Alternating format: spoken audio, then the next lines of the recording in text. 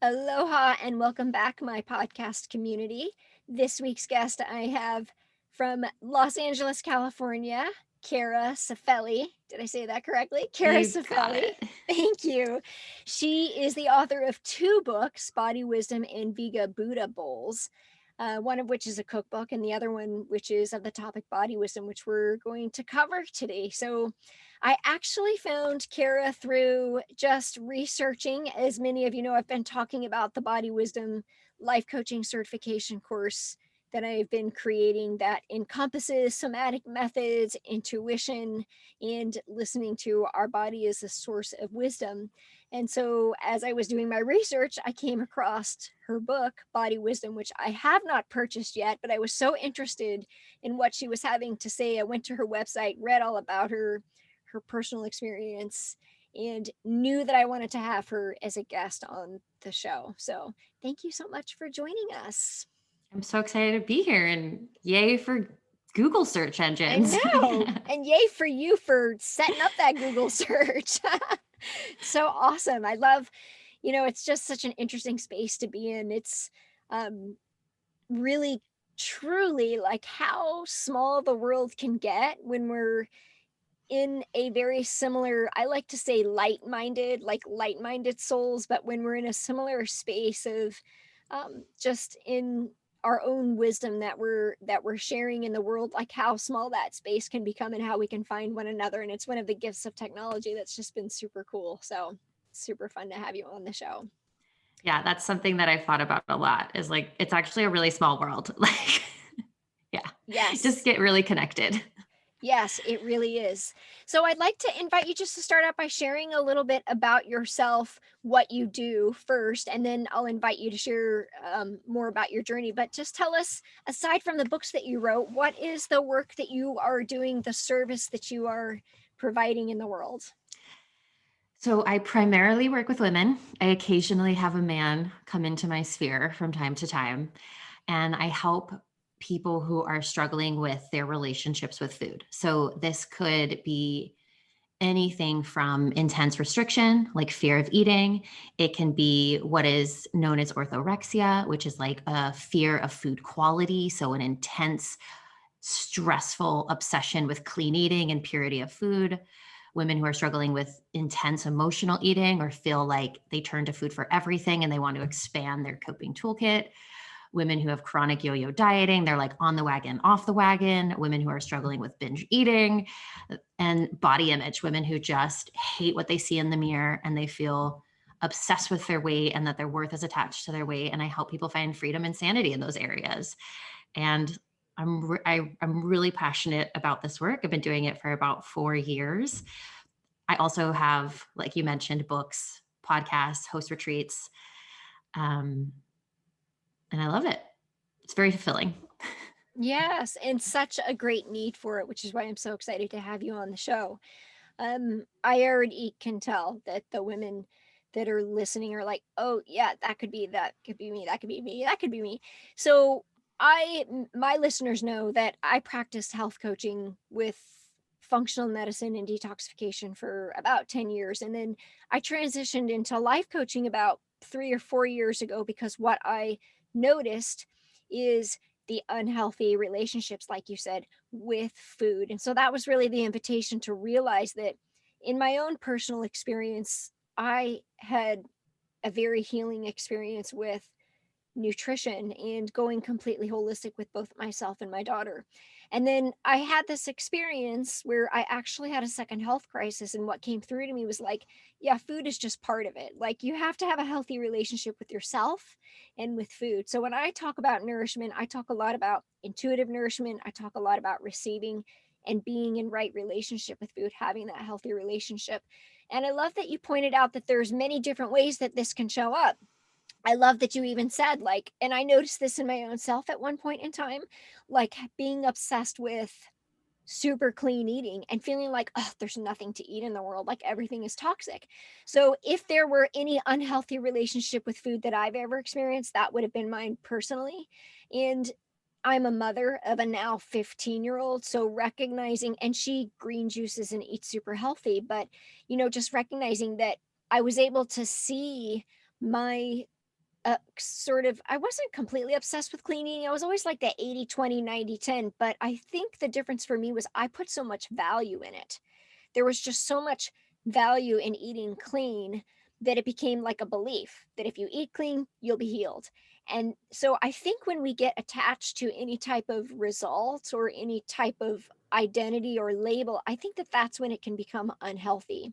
So for you to bring awareness to, there's all these different types. There's like the body image, there's the eating clean, there's the unhealthy relationship, is a way that I feel isn't talked about as much. Like everybody thinks of the typical quote eating disorders as bulimia and anorexia, but not a lot of people are talking about all these other sort of in between relationships that I think show up probably more with, I know, the women that I've encountered over the years. So I'm wondering, how did you fall into this? What was your journey, your personal experience that led you to become so passionate about this? Yeah, you hit on a lot of great points, particularly like that attachment. That is a huge piece of being emotionally attached to eating a certain way is a huge part of this. But to get to your question, it started when I was really young, 14 years old. I went on my first diet. I did Atkins with my mom, and she wanted to lose some weight. And I just was like very self conscious about my body. I was going through puberty. I was worried about gaining weight because of our society puts so much pressure on women in particular, but increasingly men to look a certain way, to be treated fairly, to be treated with respect, to be visible, to be desirable, to be loved, to be popular, all of those things. I was really influenced by tabloid magazines. If anyone's of a similar age, perhaps they remember when like Mary Kate Olsen was very prominent in the news for her struggle with anorexia, as well as like Nicole Richie and Lindsay Lohan at the time. And that was really influential in me being like, yep, I need to go on a diet. So I started to remove carbs. And it was somewhat innocent in the beginning. It was like, I'm just going to eat less bread.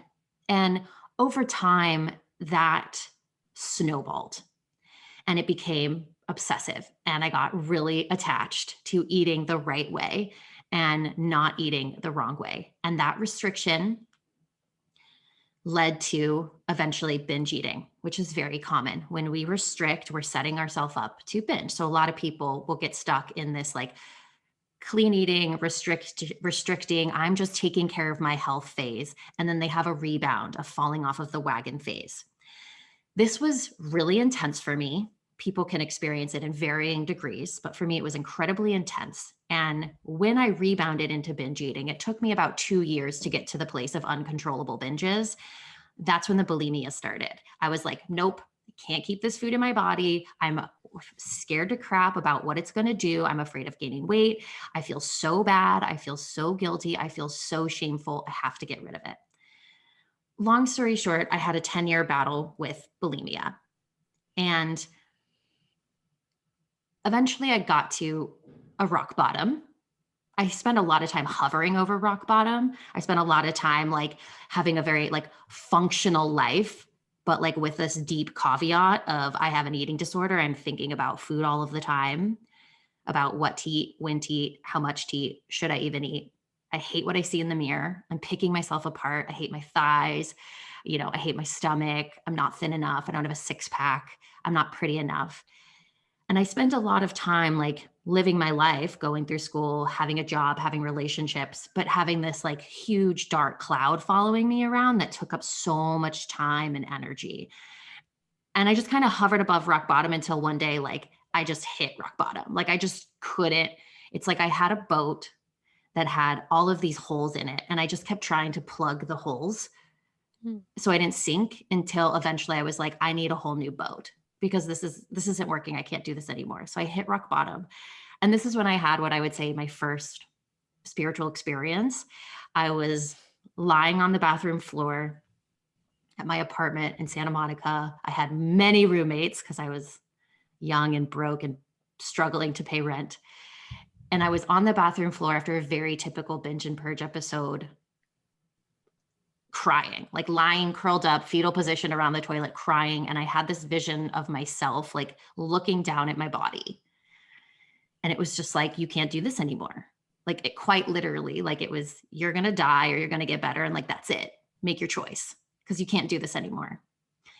And I wouldn't have described it as a spiritual experience. That terminology would have made me cringe my face off because I grew up in a very religious upbringing, very traditional Catholic upbringing, and I had rebelled against that as I got older for a variety of reasons. And so I wouldn't have described it like that, but I look back on it and I'm like, that's what it was. It was like a spiritual experience. Like my higher self came in and was like, all right, sister, you can't keep doing this. What are you going to do about this? Because this, what you're doing, you can't do any longer. And so I made a conscious decision that I was going to work towards recovery. But I didn't have the money or the resources to go to a traditional recovery treatment. This was, I don't know, maybe 12 to 15 years ago. There was not this wide, vast community of anti diet, intuitive eating, eating disorder recovery people on Instagram. Instagram didn't exist. It was either you went to rehab or you maybe saw a therapist. I didn't have the resources for either. And so I kind of bootstrapped my recovery, which was really hard, which was very isolating, but it's what led me to personal development work. And it was through personal development work. So, speaking to what you were saying, you shifted from health coaching to life coaching. It was when I started to work on myself, my relationship to myself, my self worth, when I took a look at all of the trauma I had experienced as a child, like even acknowledging that I had a bunch of trauma. And it was through the process of years of personal development work that I started to gain the self worth to then feel worthy of eating, feeling worthy of eating foods that I felt really, really good about, foods that were nourishing, like keeping the food down, like your body is worthy of this. And I could go on, but that's sort of like the Cliff Notes version. It took me about 3 years to get to a place where like I wasn't binging and purging anymore. And I think it probably took me another like 5 years until I had no more food rules and no more food fears and felt really awesome about who I was. Wow, thank you for sharing that. There's so much to unpack around that. When I first heard you starting to share, what was coming through for me was control. Like, so eating healthy and started out innocent, and then it turned into like losing control and binge eating. And then so I was just noticing that. And then as you were speaking, I was just became very curious about, the beliefs, the subconscious beliefs that we have underneath, that the food is really just it was just that subconscious beliefs way of being expressed. Mhm. And I'm curious because I heard you share that then you started doing personal developmental work, and that is really what I'm hearing you say, and what I've also witnessed is that the food is just representing your relationship with food at the time, or people who may feel this way. Maybe they don't quite know this yet, but it's really just a representation of a deeper inner belief underneath the surface. It's just that the food is the way that it's showing up. For other people, it could be their relationship with money, or their relationship in their marriage, or whatever. But this belief underneath, or whatever personal development work you did, helped you to uncover and remember your self-worth. And I want to dive in a little bit more around that and unpack that if you're willing to. And what I want to just start by saying is that I live very much in the world of energy. So I think of food as energy. And so receiving nourishment is a receiving, it's an opportunity to receive nourishment. Nourishment is also love. So food is like, could be like receiving, if we allow ourselves to be nourished, receiving love. And so some people who have a hard time receiving love might restrict themselves from with food as well, or if they don't believe they're lovable or good enough. And then there's the control thing that I heard, which might unpack like a need to feel safe. I often find that there's about 4 or 5, and there may be more, but 4 or 5 subconscious beliefs that show up. One, I'm not lovable, or I'm only lovable when I look a certain way. Mhm. I go to this college, So not being lovable, not being worthy, not being good enough, or I'm only good enough when I look a certain way or feel a certain way or I don't get sick or whatever. Another one is the need to feel safe or trust. Like it's not safe to trust people. There's just a need for safety, which usually manifests as the need to control. Another one is I don't see this one too often, but it's a sense of hopelessness. Like, well, my family was this way, so I'm this way. And then lastly, one that I think has been coming up a lot more lately is the I'm not seen or heard, or I'm only seen or heard when. So I'm curious if, as I list those, what do you think was coming up for you under the surface around your relationship with food as you did your personal development work? Like, what was around your self-worth? Like, what was underneath that for you? There's there's definitely a little bit of all of those beliefs that you had touched on. I had always growing up felt inferior to my older brother. So I was just never as good as him. I could just never make my parents as happy. I felt like the only thing I ever really got praise was for my appearance. I was tall and I was thin from a young age, and that's very valuable in our culture as women. And that's primarily what people commented on or made comments about or gave me compliments for. So I thought that's the only thing that mattered.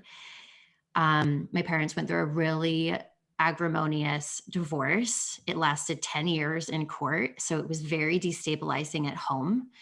My parents tried to destroy each other. Mm. And that's like a nice way to say it. And I had some issues growing up with girls, like sisterhood wounds of just not feeling popular, not feeling liked, having falling out with friends. I was really conditioned by our culture to think that the most important thing was that men found me attractive, or what is referred to now as like the male gaze. And I was really influenced by what I now have language for called diet culture. I didn't have the language growing up, I have the language now.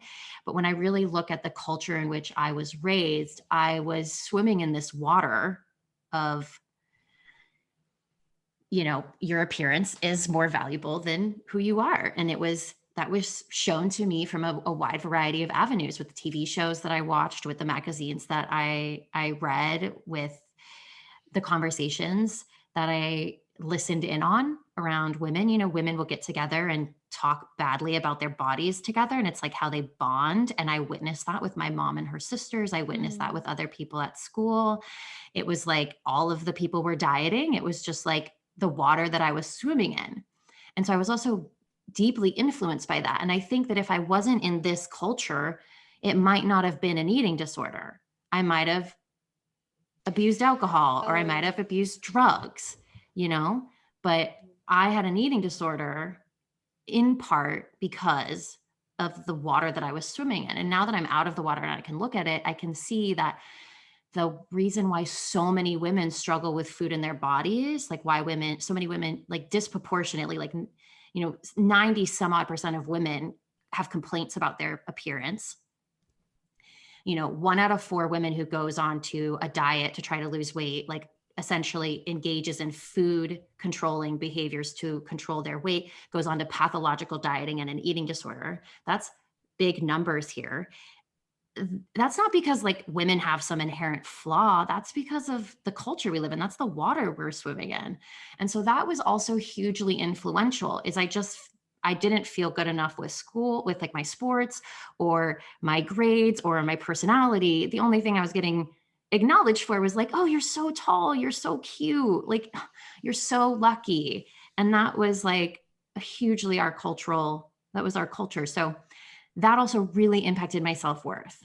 So there was all of those things that you had mentioned, like the hopelessness and like not feeling safe at home with my family, Mm. self-worth, school, not being good enough with my, straight A popular captain of the football team brother, bless his heart. Um, so those were hugely influential in my own wounds, and going to personal development work and looking at them um, just helped me heal all of those limiting beliefs. And it just like radically changed my perspective, because it took me out of a perspective of victimhood because I had just been in pity party victim for so long. And it actually gave me the tools and the ability to be in a more empowered place in my life. Mm, And yeah. that just changed the trajectory. Wow. I mean, I just love your reflection, the way that you share your reflection and just your awareness around all of it. And I know that this is very relatable. And I am the mother of, now my oldest is 15. So, witnessing her in this process all over again, and the language, the way that they talk to each other, and then the social media and all of it, I think it's getting harder. But I also see that culturally there are that, gosh, finally we've started welcoming models of all sizes and every, like, I mean, right, that didn't happen when at least I was a kid. So I'm curious, I'm wondering if, I heard you share that there was a spiritual awakening moment where you were laying on the bathroom floor, and I don't think that's like, it's interesting how our paths are similar. I've had a similar out of body near death experience, but it's, there's another conditioning around that too, right? Just even just sharing that, where really our higher self comes in, is like, this isn't working anymore. I like to call it a soul upgrade. I like The it. health crisis is the soul upgrade. And so the way I look at it is, our soul comes into this, is just, I'm going to give the listeners an invitation to just play with me for a moment. But our soul comes into this life with its mission.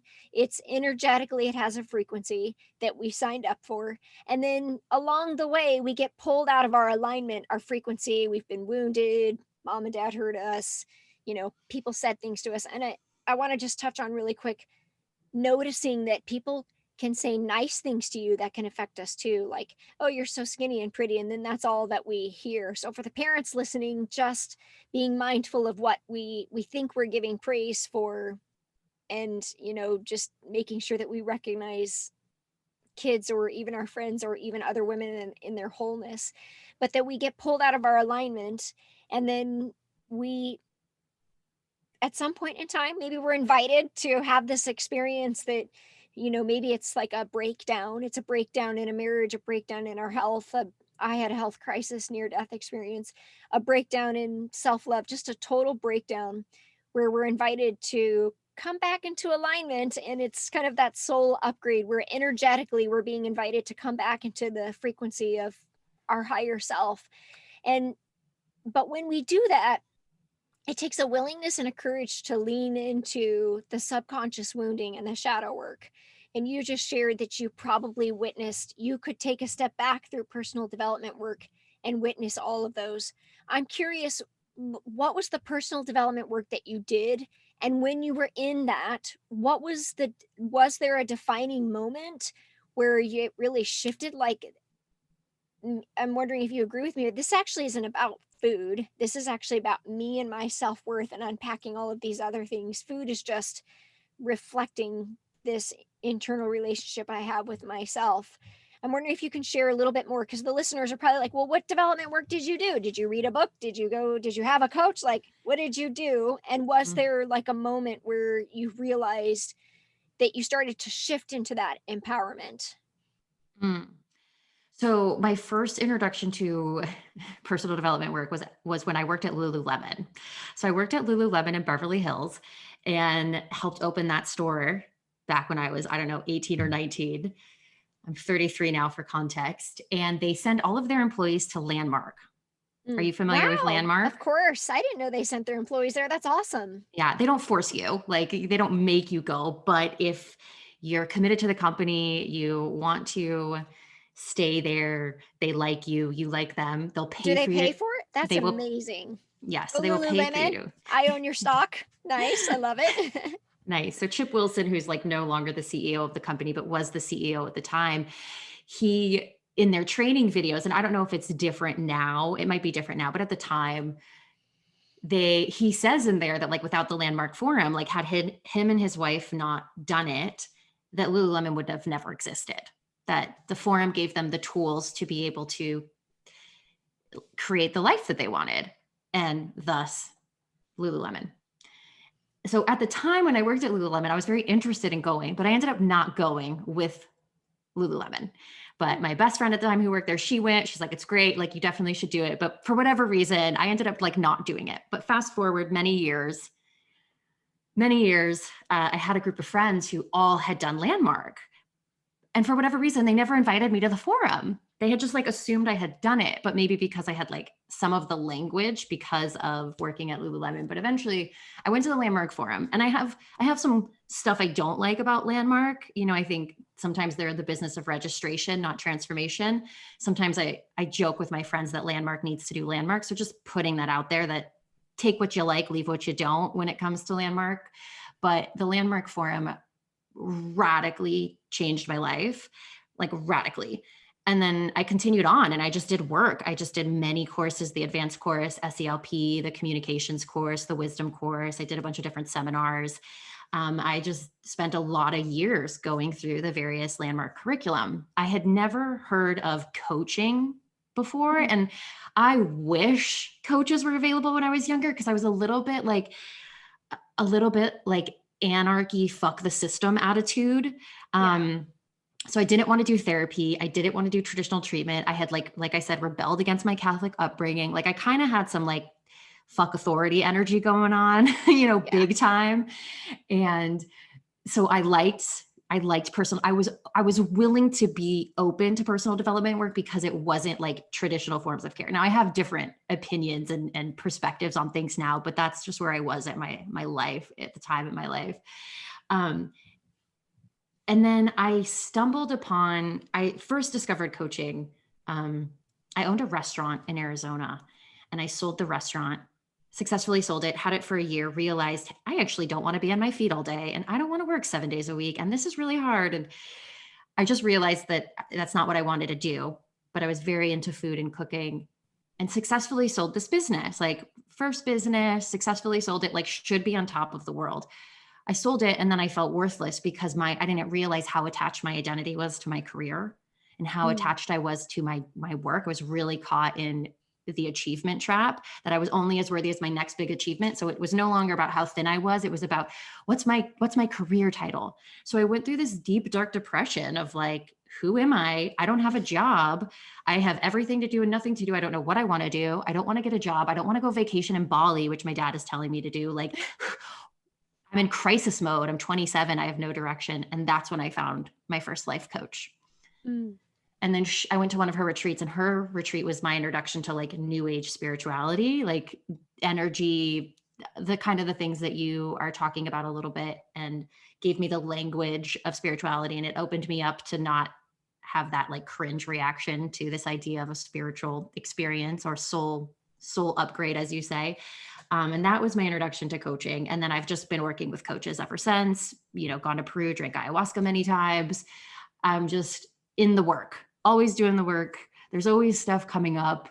And it's what had me become a coach. It was the life-changing transformations that I had received from others that made me want to then use my experience, my like Mm. darkest experience, to help others. And that's Oh, where I I am. love that. Yeah, transforming the wounds into the gifts, I think is, the choice that we get to make. We get to choose. Like we can I heard you mention earlier I didn't want to stay in victimhood anymore. And now more than ever in the collective we're at a time where there are very different realities and people are choosing their reality. And so there's so much energy in those beliefs and those fears and that victimhood. When you think about the amount of energy that goes into that keeps you safe and stuck, oh, there's so much. It's just so tightly wound. If you could just figure out how to lean into it and just dissipate it and relax it, all that energy comes out and wants to be transmuted, and then transmuted into your gift and your passion, and get paid for it and work with amazing women, which is what we're both doing now. You work with some men, but it provides, well, for me the one word is freedom. I don't know what comes up for you. What is that feeling of looking back through your experiences and everything that you just shared with me and where you are now? Like, what is the feeling that comes up for you? Hmm. I love that. I don't know if I've ever really thought of it in that way. I think sometimes maybe purpose is the word. It's like I look back and the dots connect, like it wasn't all for nothing, you know? Yeah. Something along those lines. I mean, freedom for sure, but more like purpose and soul's work. And So I'm curious as you share that, because we're speaking about body wisdom, like what does the purpose feel like for you in your body?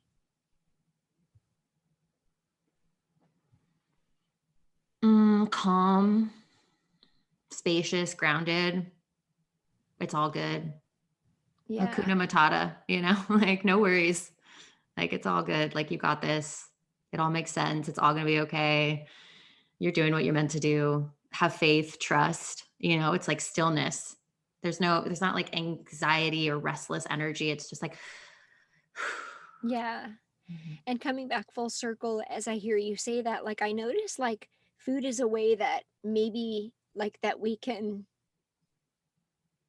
utilize as well to navigate those emotions, like the anxiety and the fearfulness and all that thing. So, because earlier you mentioned something about emotional attachment.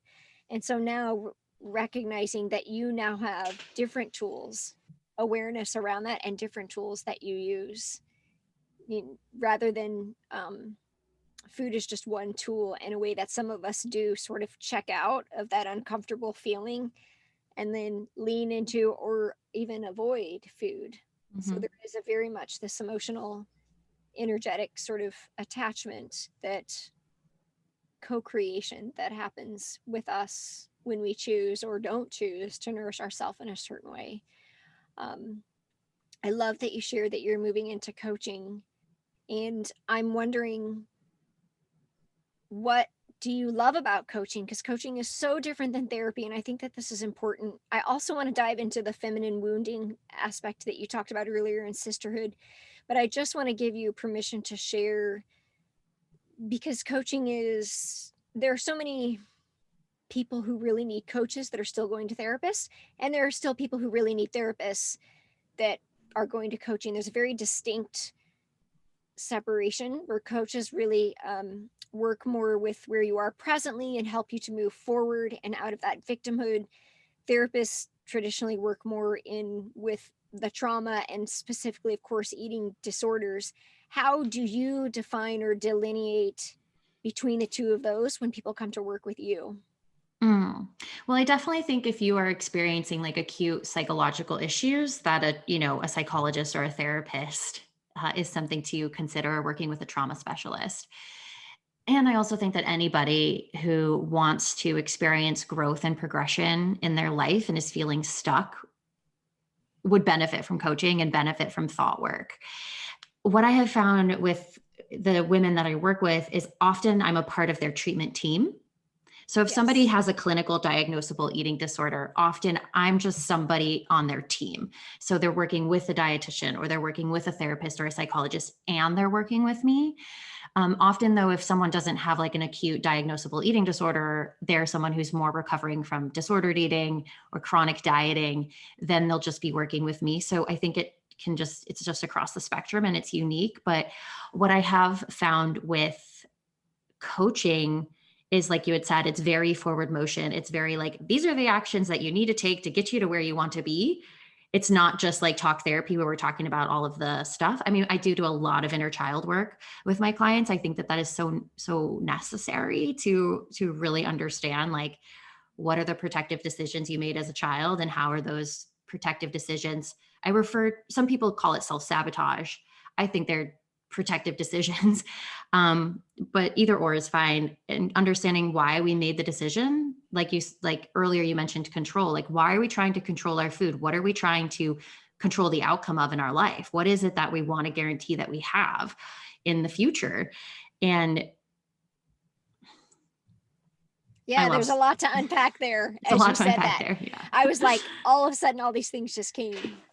Let's just like actually just sit with that for a moment. I mean, I think it's okay to welcome that stillness. Like what you just said is, all of a sudden you have this moment where you just realize that there's a way that we show up, this belief, and then we can kind of turn the head and be like, oh my gosh, all of these experiences reflect back this internal belief of the need to control, or the or whatever it is, right? I mean, that's why when I hear you say a team, like that's so wonderful, because this isn't like a quick fix. This isn't a diet, right? This isn't a quick fix. This is sustainable. The type of coaching that you're doing is completely shifting and transforming a person's reality, basically, Mhm. like changing their path, trajectory from now on, like you've done for yourself. Yeah. Yeah, totally. And I just think that anyone would benefit from coaching and thought work. You know, if you're just dealing with stressful thoughts, you're dealing with anxiety, you're not where you want to be and you don't know why, or you say you want things and you're not doing them and you don't know why. I think coaching can be really helpful. Thought work is so beneficial, which Yeah, is yeah. 100%. Um, when you were speaking earlier, you mentioned something about sisterhood wounds. And since I work with women, and we're women, I also have two daughters, and I'm witnessing it now from a different perspective because I'm the mother of two teenagers, and I'm watching it all over again. And I heard you say something that I felt very strongly around, like sometimes women will gather together and they'll put themselves down, like about their body image, or they'll, or maybe, or the opposite, maybe they'll think that they're complimenting, like, oh, you're so skinny and you're this and you're that, you're so lucky, but the person may not feel that that's a compliment, or all of a sudden they start to value their self looking a certain way. I What's coming up for you as I'm bringing awareness to that, because I feel that this is where we could really create some change. I think that, a circle of women coming together and just sharing, even like we're doing on this podcast, I feel like there are a lot of deep wounds in sisterhood. And as I heard you say that, I was like, why do we make ourselves small and put ourselves down? And why are we not like celebrating what makes us different and our different unique body types and all of that? What's comes up for you around that? Like, have you discovered anything along the way around like how that's showing up, or do you have any ideas on what the first step is to start shifting that? So my perspective on it and what I have learned and made sense of it is that it has deep cultural roots in our society. I mean, like, you know, prior to the women's suffrage movement, women couldn't even like get a credit card and like a credit card in their name until 1970. Like you had to have a man co-sign. So prior to women being able to have this agency in their lives where they can go to school, they can get a job, they can go to college, they can own a home by themselves. Prior to that, women relied on men, and often they relied on being pretty. And so the men would desire them, and your safety was really based on your ability to find a husband. Not only that, fast forward to more modern times when we look at our media, so often the movies are two women fighting over men. Like that's Even, I that's mean, like the let's go, storylines. it's like all the way back to like Disney princess. Like, let's just Yes. go to what we're doing to younger girls when you go back to the, like, it starts there, right? Mhm. Yes, exactly, right? You have like Ursula and Ariel fighting over Eric, and Cinderella, right? The twins, the stepsisters fighting over whatever the prince's name is with Cinderella. So it's like deeply woven into our cultural narrative that there's this hierarchy and women's worth comes from how high in the pretty pecking girl order they fall. And that's why you want to be the thin one of the group, or you want to be the pretty one of the group, or girls will fight over guys all of the time. So I definitely think there's like very systematic political issues that have trickled down and influenced why there's so much sisterhood wound, why there's so much competition, why we have this like crab like mentality where it's like one girl is getting out of the bucket, and instead of following the girl out of the bucket, we pull the other crab down. It's like what crabs do. And there's like very systemic reasons for why we have that. And then also very just in the dominant culture, the types of media that we see, the types of stories that are told about women, I think those are largely a part of it. And I think we're coming out of that because Mhm. women do have more agency. And we are saying, like, hey, for so long we've been dominated. For so long, we haven't been able to have our own lives and be our own people. We've been the homemaker, we've been in the home, and now we're more visible. And we, have the ability to be what we want and do what we want in our lives. And so we're realizing that for so long we were held down. And this isn't like a hate man thing. It's just looking at like the hard facts of the history of the United States and a lot of other nations in the world. And growing up, it's like girls try to fight over being the prettiest and we fight over the guys in school. And, that's just like my lived experience. That's like my sharing through my lens. But that I do believe that that's shifting. I think our consciousness is rising. Yeah, so I feel that as I hear you speak, like it's just a reminder of how important it is to give permission for women to come together and just share about this, because that I feel, and I've witnessed as well, that I mean there's so much around this. I lead women's groups, and I mean we're all experiencing this in our different ways, and it's a lot of what I see around self-worth comes to trying to prove ourselves as women. Now I'm 10 years older than you, so I'm in of the generation of, really, like I graduated from college as an engineer and I still got paid less than a male engineer in the late 99 2000 era. So there is still a lot of that, and it's almost, for a while, or maybe we're still there, though it's almost gotten to the unhealthy point of trying to prove ourselves so much that now we're doing everything. And it's almost like, okay, yeah, we're having babies and we're the breadwinners, okay, so let's take a step back. I'm seeing this a lot in my generation, and just really embrace ourselves from a place of self-worth for being a woman, which has to do with our bodies and our body image in a healthy way. Where I'm at in my life, allowing ourselves to age gracefully in a place of acceptance, making empowered decisions, whatever that is for each person. But really, I heard you say earlier, going from victimhood to empowerment, but giving ourselves permission to really just make empowered decisions that are for our well-being. And so I just want to thank you for being a coach and a person who holds that space for something that I know is very much needed, because I've done the health and the life coaching, and I shared with you before we got on that I do an intuitive nourishment module in our program, and that comes up a lot around, just recognizing or having this awareness around the triggers that can happen around food and what that can bring up for people, and really the invitation to notice like our own beliefs around our self-worth and self-love. And that, I've always said, nourishment is a basic form of self-love. And when I say nourishment, I'm not actually always talking about food. I'm talking about drinking water or money. Even eventually it gets, you get to a point in your life where some people have unreally healthy relationships with money and abundance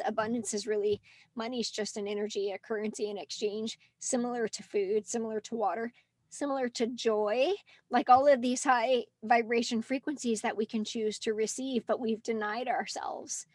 And so just giving ourselves permission as women.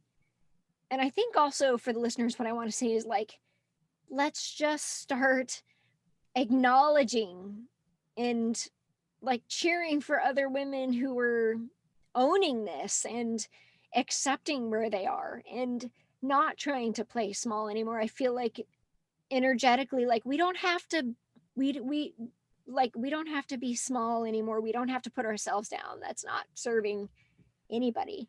And when somebody else is, owning their self-worth in a healthy way, what I would really love to see is the sisters being like, yeah, you go girl, right? Not like, who does she think she is? Mm. Kind of thing, which takes me back to middle school.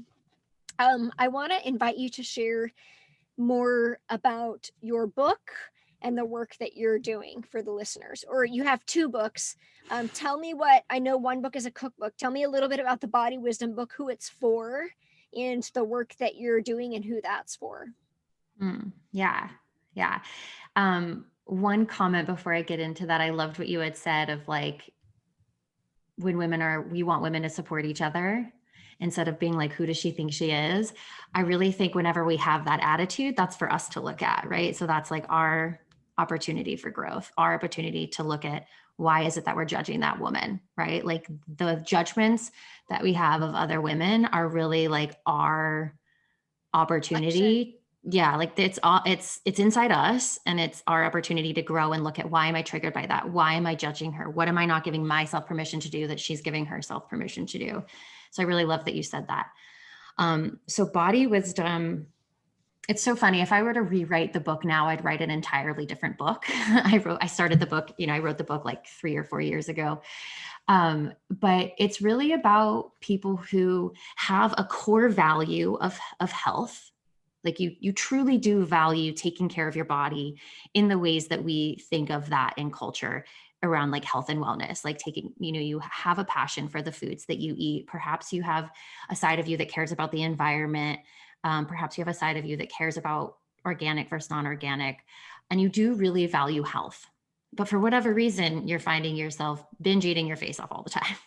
I would think that that is primarily who the book is for. It's for people who want to take an intuitive eating approach. They want to listen to their body and their body's wisdom and let that guide their eating. But then they also do really value health and nutrition. So I would say that's who the book is for. It's primarily targeted at women. And I talk a lot about why we binge eat and why we emotionally eat. And um, yeah, that's who it's for. And then the other work that I do, I am actually next week at the time of recording this, I am launching a membership called Food Body Soul. And Food Body Soul is a monthly membership. Each month we dive into a different theme around transforming your relationship with food. And Food Body Soul is like my pillar brand. I have an academy, I have a retreat, and now I'm launching the membership. And I'm really excited to be able to help more people heal their relationship with food. This is a much more accessible price point. That's been something I've encountered quite a bit along the way. It's just not everybody has the resources to spend thousands of dollars on a one-on-one coach. And so I'm really excited about this group coaching program and sisterhood. Oh, that sounds wonderful. Yes, I'm excited to share it with my listeners. Food, body, and soul. Mm-hmm. It's amazing. It feels so nurturing. Like Mm. it feels like yummy and nurturing, and that sounds amazing. Thank you for sharing that. And I'm just curious for somebody who's listening who's like, I still not sure what body wisdom into intuitive nourishment means. Can you tell me a little bit about, for somebody who's just hearing those words for the first time, like what does that mean? Like I like healthy food, I know it's good for me, I want to do it, I'm still binge eating. Okay, I'm supposed to listen to my body, I'm not sure what intuitive nourishment means. What am I really going to learn? Can you tell me a little bit more about that? Mm-hmm. So one of the things that diet culture does, and other systems and narratives within our culture do, is as I think that we grow up and we learn not to trust ourselves, and we learn to second guess ourselves, and we learn to put our trust and faith in external authorities over our own inner guidance system. So we're Boom, more sister. Yes. speaking your language. Oh my god, celebrate you. Okay, keep going. Yes. And we do this with food in our body. And so we might look to some influencer on Instagram, or we might look to some doctor. And that's not that those things don't have value. Of course they have value. Of course we learn from other people, but ultimately we get to be the end decision maker. And intuitive eating, intuitive nourishment, body wisdom, it's really you reconnecting back to yourself. It's about self-trust, self-connection, self-compassion, and making decisions based on what you need most in the moment, how best to take care of yourself in whatever ways that's unfolding, whether it's food, exercise, rest, whatever. And so it's no longer having something outside of you be the authority. It's you can collect information and gather data from outside of you, but then you take it in and you filter it and you decide what actually is true for you. And we just apply that onto our relationship with food. And what happens with a lot of women is that they have all of these different beliefs and thoughts and mindsets that are swimming in their brain from the external world, that they're left being like, I don't know what my body is saying. I don't know what's the right thing to eat. I don't know what to do. And so it's peeling off those layers of all of the information you've taken from the external world so that you can actually hear yourself and make decisions from that place. And then, of course, it has a ripple effect. Intuitive eating goes into intuitive living. It has a ripple effect. Once you start listening to your gut and your intuition around food, you can't help but then listen to that in other areas of your life, or Mm. vice versa. Yeah, I love that. And I feel like mindfulness was a buzzword for such, a period of time. And I feel like this intuitive living, which is, we are all living in that anyway. It's really just a matter of slowing down and listening. Like, we're all intuitive by nature at different levels. If we choose to just slow down and listen, we remember, I mean, that there's a science behind intuition. You can look at Heart Math Institute, but there's actually like it's not a spiritual thing. Like, a lot of people think intuition is spiritual. I think that the creating the stillness in our lives allows us to remember and reconnect with our intuition, because we're in the practice of slowing down and being present. But for those listeners, that I know that there's a stigma around it being some spiritual only, and it's a blend of both. And I believe that we're all born intuitive. We just forget because we get distracted, like you said, by our thoughts and our beliefs and our cultural conditioning. And a lot of it is really like an unbecoming. It's an unpeeling and undoing of all of those things that people said to us, and those beliefs and those experiences that for so long we stood in that identity and created our experience from, like you said, external validation, external experiences.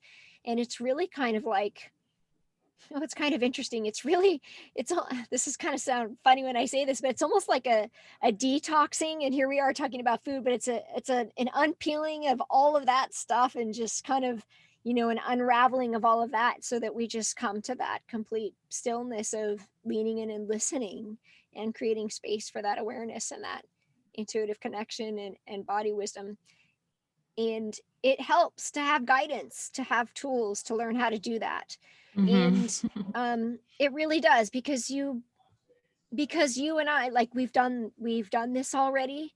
And I'm just curious for somebody listening, like, why would somebody want to do that? How is it going to make them feel? Because at the end of the day, people either want to avoid feeling a certain way or move towards feeling a certain way. Hmm. So as somebody's listening, and they're thinking, yeah, I think the book is good. I think I want to learn, I want to understand, I want to unpeel this. But we all know that the journey to get there, it's got some ups and downs. What is the, like, everybody's going to have their own journey, I get that, but what are some sort of possible feelings that one may feel after feeling, stopping the seeking of external validation and learning intuitive nourishment? Like, what does that provide for us, or what could it provide or unfold for us? Mm. So specifically, if I think about like the women that I work with, what they would get, or people listening who might be someone who would benefit from this work, a lot of peace of mind. So when we're following a lot of external rules, there's a lot of shoulds, and there's a lot of, should I do this? Should I do that? Well, this book says, keto's the way, the truth, and the light. And this book says veganism is the way, the truth, and the light. Shit, which one is it? And so there's a lot of peace of mind. Like when you're able to set aside the rules of the external world, what's left is, what do you want to do? What feels in alignment with you? So peace of mind is a huge one. Like the amount of stress and anxiety and obsessive thinking and rigid thoughts and rules that women struggling with this have, and when they're able to clear that up and let that go, there's just a lot of like inner knowing. You're just like, this is what I want right now, and period, moving on with my life. Not, should I eat this? Should I not? Is this right? Well, if I eat this now, can I eat that later? If I eat that later, should I not eat this now? Like all of that goes away. And then in return, in regards to like the body image, there's just a lot more trust and confidence and peace and feeling more comfortable in your skin and just feeling more comfortable in who you are. And a huge part of that is no longer being at the whim of external judgments and external validation. You just feel a lot more at peace and grounded within yourself. And sometimes, working through the food stuff is what creates the space for Yeah. the rest of that to come through. Yeah, that's a beautiful quote to, I think, just end this on, because it brings everything back full circle. It's so much richer and deeper. Like, it's a ripple effect, and sometimes the relationship with food is just the gateway Mhm. for some people. So I think that's a beautiful place to come full circle. I want to invite you to share, where can people find you? I'm Cara's Kitchen on Instagram for right now. I'm planning on changing to my name very soon. We're going through a rebrand. Like you, I'm transitioning away from being a health coach. I just want to be an anti-diet life coach because I think that describes what I do way more. But right now, Cara's Kitchen, Cara with a C, Kitchen with a K. My website is also caraskitchen.net. And then Food Body Soul is foodbodysoul.co. I love that, Food Body Soul. That's super easy to remember. Mm. Your two books again. Tell us the names and where you can find them. Body Wisdom. It's a guide to rediscovering your relationship with food, trusting your intuition, and becoming your own health expert. That is on Amazon. And then Vegan Bootables is wherever books are sold: Target, Amazon, Barnes and Noble, Book Depository, your local bookstore, maybe. That's all over. And then my podcast is called Love Your Bod Pod. Love Your Bod Pod. I love it. Oh, it's been such a pleasure, Cara, to have you on the show. Thank you for your presence and your wisdom and sharing your experience and your gifts, and transmuting your experiences into gifts to just support other people in the world. It's I love what you're doing, and we'll absolutely drop all of the links in the show notes so that people can find you. And you also have three ways you work with people. You said retreats, private coaching, and this new, more readily available price point, the membership, which I think is super awesome. Yes. Thank you So so much, Jen. This was so fun. I love chatting with you. it was really fun. I know. I just love I always say light-minded souls come together and just share their passionate experiences and wisdom together. And you're doing beautiful work. So thank you so much for sharing that in the world. Thank you so much, Jen. You as well. It's been a pleasure. All right. Aloha, everyone. We'll see you back next week.